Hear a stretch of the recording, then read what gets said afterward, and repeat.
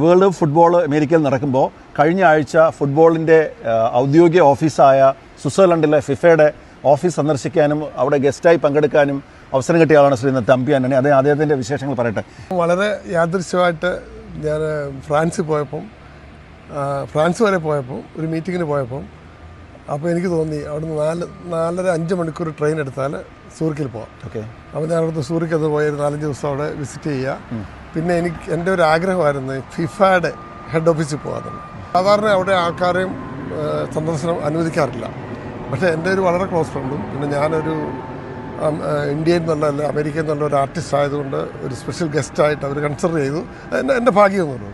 പിന്നെ അവർ ചെല്ലുന്നവർക്ക് സുവനീറൊക്കെ തരും. നല്ല എന്തൊക്കെ സുവനീറാണ് ഫിഫയുടെ കയ്യിൽ നിന്നും കിട്ടിയത്? ഫിഫയുടെ ഇത് അവിടെ നിന്ന് കിട്ടിയതാണ്. പിന്നെ കീ ചെയിന്, പിന്നെ ക്യാപ്പ്, പിന്നെ ഫിഫയുടെ ടീഷർട്ട്. ഓക്കെ. അത് പുറത്ത് കിട്ടുകയില്ല, അവിടെ മാത്രമേ കിട്ടുള്ളൂ. അവർ വിൽക്കുന്നുമില്ല. ഔദ്യോഗിക ടീഷർട്ട്. അത് കിട്ടിയ ഒരു വലിയ ഭാഗ്യമാണ്. അവിടെ പോയപ്പം കിട്ടിയതിൽ അല്ലെങ്കിൽ ഓർമ്മയിൽ നിൽക്കുന്ന ഒരു കാര്യം എന്താണ് ഈ ഫിഫയായിട്ട് ബന്ധപ്പെട്ട് ചോദിക്കുമ്പോൾ? ഒരു ചുവന്ന കാർഡും മഞ്ഞക്കാർഡും എനിക്ക് തന്നത്. റഫറി ഉപയോഗിക്കുന്നത് അത് എൻ്റെ കയ്യിലുണ്ട്. അത് റഫറി ഉപയോഗിക്കുന്നത് അതൊരു സർപ്രൈസായിരുന്നു. നമ്മൾ ഒരിക്കലും പ്രതീക്ഷിച്ചില്ല.